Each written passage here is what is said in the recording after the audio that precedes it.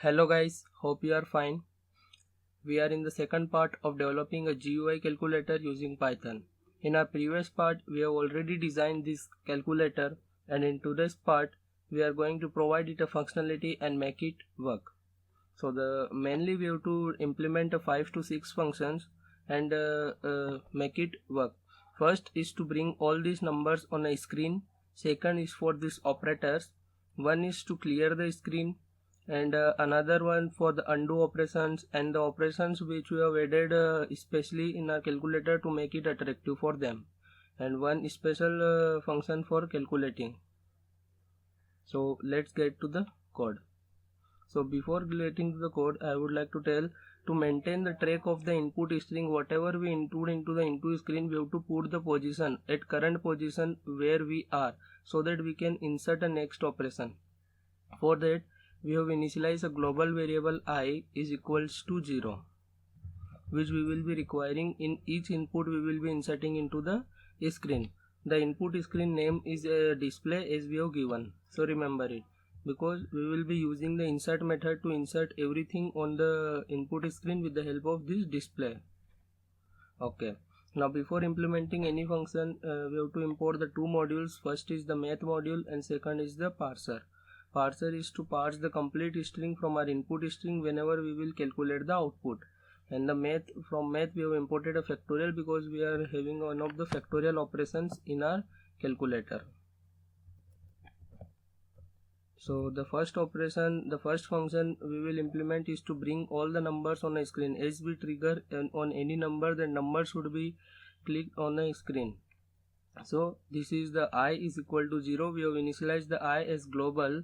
Now this function is receiving a number. We will pass the number from as whichever the number is triggered, we will pass that number to this function. Whatever this function will do, this function will take the I position at wherever the I is currently, and it will insert at that position that particular number which it has been received, and increase the position by 1. So let me show. Suppose we are currently at a 0 position. As I click 5, the 5 is been inserted at the position 0. Again as I click 5, it will be inserted at the position 1 and position increase to 2. So this thing happening. To call the function in every button, you have to use a command attribute and give it a name of function. Command is equals to name of function. You can also use the lambda function. Here I have used the lambda function. If you are not aware of the lambda function, then you can simply write the name of the function. It is already fine. So command is equals to lambda of get variable, and here you have to pass a number 1. In whichever button you are writing the attribute, pass that text. Whatever the text is 1, so command is equal to get variable 1. In second, command is equal to get variable 2, and from 1 to 9 you have to pass this function only. Now let's move to the second function. Second function is to bring the operations on screen. Now 55. Now we have came on the number pad, whatever the number we are inserting. Now we want this all the operations to come on this screen: plus, minus, multiply, divide. So what the same function is there with little bit of the modifications. Function name is get operation. We are passing operator here. Whatever the operator is, plus, minus, multiply, divide. Initialize the I as global. Here we are calculating the length of the operator, and we will increase the I with the length of the operator. Why? Because some of the operations are more than length 1. So increasing the I by 1 will not make the sense. Like whenever the operation will be exp, whenever the operation will be like pi, that time this will not work. So we have to increase the I with the help of the length.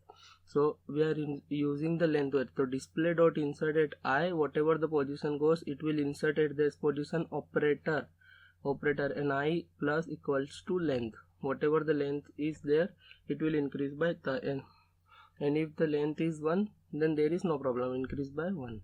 Like I insert plus here, so plus is inserted, plus 6, 9, and whatever else. Now 2 operations we have completed. To call this in every operator button, in the button of every operator, like plus, minus, multiply, divide, you have to write the command attribute is equal to get operator and you have to pass the text. Okay, get operator will be called in a plus, minus, multiply, divide, as well as in the opening bracket, closing bracket. When the pi operation is there, what you have to do? In pi operation is there, you have to multiply by pi's value is 3.14. So what we will write, command is equal to get operation into 3.14. Wherever there is exp, you have to pass get operation double into, because exp is power. When you have to do the square, so you have to write get operation double into 2 means square. Whenever there is opening bracket, get operation opening bracket, modulus, get operation modulus. So you have to pass all these under the get operation method. In all these button, do not forget to write the command attribute and pass the correct text. Pass the correct text in double inverted comma. Wherever there is closing bracket button, pass the closing bracket. Wherever there is exp, pass the double into. Wherever there is square, pass the into 2. Okay, now let's move to the third functionality. Third functionality, we will map the AC button. AC button is for clearing the all the output. It is a very simple function. So we have to write def clear all, and now you have to only write display dot delete. Delete means to clear the screen, means delete everything on the screen from 0 to end, means from 0 position to end position, clear all from 0 position to end position, or clear all the things. Okay, we have implemented 3 functions. Now we have the undo function. Undo function is to retrieve the operation what you have performed lastly. Okay, this is the undo function. Now if the screen of the calculator is empty, then the undo operation will give us the error. If something has been put on like 56 3, now if I do not want this 3, so how should I erase this 3? This easily. So this is, if I go 5 and again I will click the undo operation, it will give the error. So this, because if empty screen is there, then it should be give the error. So we have to control this exception. Okay, so def undo, we are getting the entire string display.get. Get method is used to get all the things whichever present on the screen. So display.get means whatever we have written on the screen, it will pass the complete this as a string, and it will be print in the entire string. Now we will see if length of entire string, means if something is there on screen, if the entire string, if something has came in entire string, then length will be 1 and more than 1. So what we will do, new string is equal to entire string of -1, means we will exclude -1. What this is the simply the slicing in the string. How we do the Python slicing in string using the colon operator? This is only that we are escaping or we are skipping the last character, and we are entering the complete string from first to last -1, n -1, from first to n -1.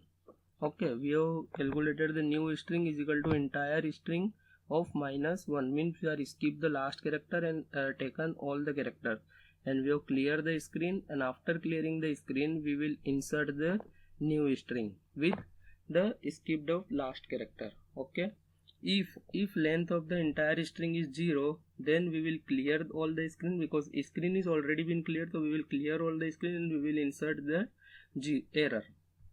So it will print the error. It is simple. And in the undo operation button, you have to call command is equals to undo.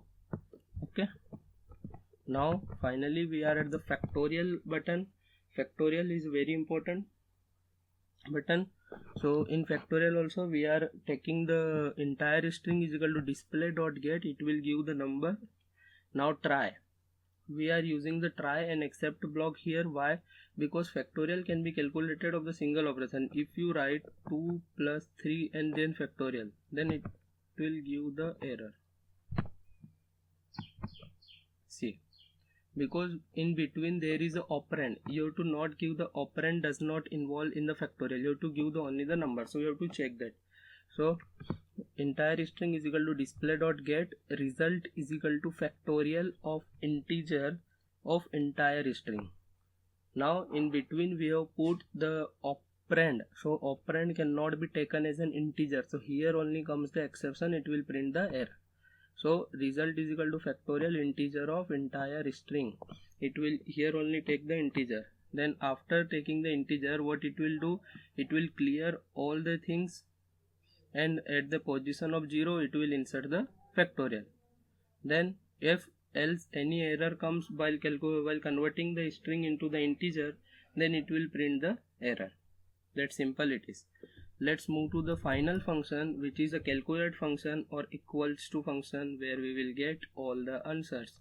8 into 9, okay, into 9 equals to 72.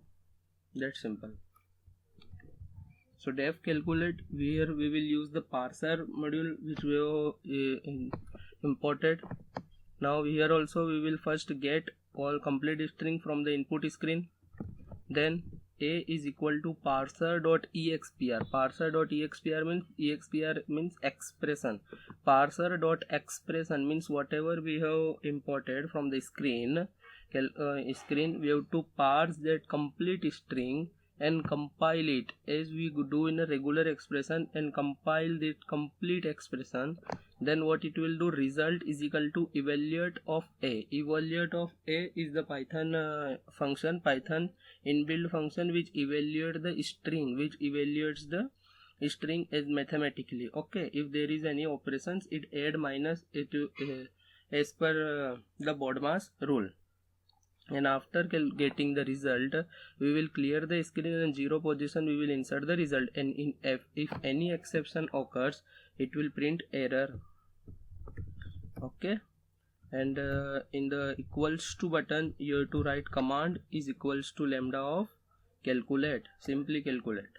Okay, and that's the end of calculation. And when you run the application from your terminal, you will get the output as you can see on screen, and you can simply use this calculator like 5 into 9 equals to 45. Okay, you can also perform any operations. Now I would suggest, or I would encourage you to include more functionality like log, square roots, and try to make this calculator more attractive. Thank you.